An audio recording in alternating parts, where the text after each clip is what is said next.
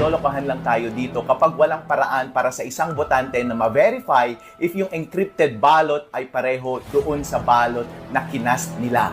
Pwede nilang makikita pa rin yung mismong encrypted votes nila. Pero hindi po nila makikita yung mismong pangalan ng mga binoto nila.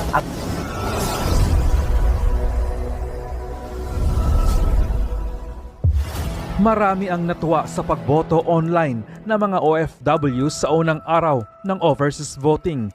Pero laking gulat ng karamihan na iba ang lumabas na mga pangalan ng kandidatong hindi naman nila binoto, partikular na ang mga senador na nasa alyansa ni Bongbong Marcos imbis na PDP laban ng mga senador na kanilang ibinoto.